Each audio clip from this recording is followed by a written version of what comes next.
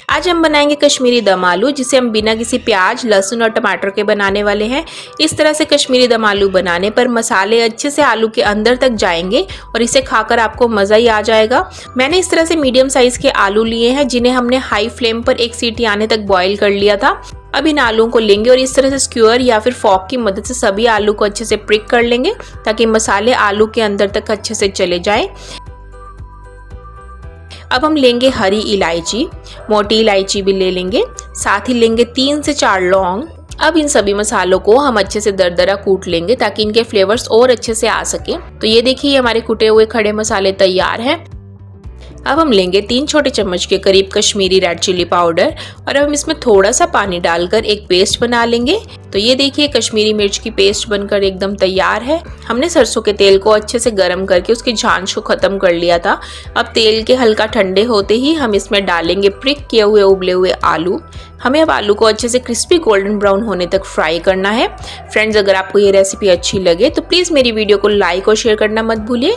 और अगर आपने मेरे चैनल को अब तक सब्सक्राइब नहीं किया तो प्लीज़ मेरे चैनल को सब्सक्राइब कीजिए और बेल आइकन ज़रूर प्रेस कीजिए, ताकि मेरे चैनल की लेटेस्ट नोटिफिकेशंस आप सब तक पहुंचती रहे।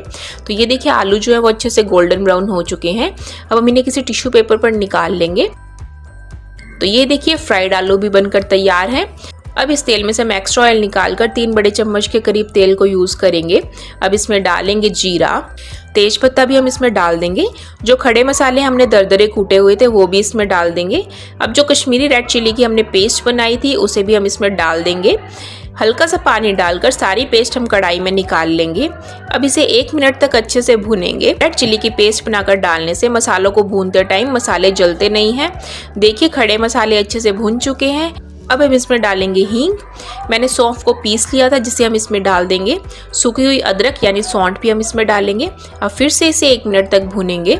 कश्मीरी दम आलू में ऑयल थोड़ा ज़्यादा ही होता है, तो आप अगर चाहें तो ऑयल को थोड़ा और कम कर सकते हैं। अब जो आलू हमने फ्राई किए थे उन्हें भी इस मसाले में डाल देंगे। करेंगे इन सबको अच्छे से मिक्स। ऊपर से डालेंगे स्वाद अनुसार नमक। अब आलू को हम अच्छे से मसाले में 1-2 मिनट तक पकाएंगे। आप चाहें तो कश्मीरी मिर्च को दही में मिक्स करके भी इसमें डाल सकते हैं। अब हम इसमें डालेंगे पानी। हमें उतना पानी ही इसमें डालना है जितने में आलू जो है वो अच्छे से डिप हो सके। अब इसे अच्छे से बॉयल आने तक पकाएंगे। आप देखेंगे कि पानी में अच्छे से बॉयल आने लग गया है। अब हम कढ़ाई के ऊपर फॉइल लगाकर इसके ऊपर अच्छे से ढक्कन लगा लेंगे और फॉइल को सेट कर लेंगे। 20 से 25 मिनट तक दम पर इसे इसी तरह पकाएंगे, ताकि इसके अंदर अच्छे से सारे फ्लेवर जा सके। आइए अब हम ढक्कन को हटाकर देखते हैं। तो ये देखिए, तैयार है कश्मीरी दम आलू। कितने अच्छे मसालेदार कश्मीरी दम आलू बनकर तैयार हुए हैं। करेंगे इन्हें गर्मा गर्म सर्व। आप देखेंगे कि आलू के अंदर तक मसाले अच्छे से जा चुके हैं। आपको ये रेसिपी कैसी लगी मुझे कमेंट सेक्शन में ज़रूर बताएं। जल्दी मैं नई रेसिपी के साथ फिर से मिलूंगी। तब तक के लिए बाय बाय।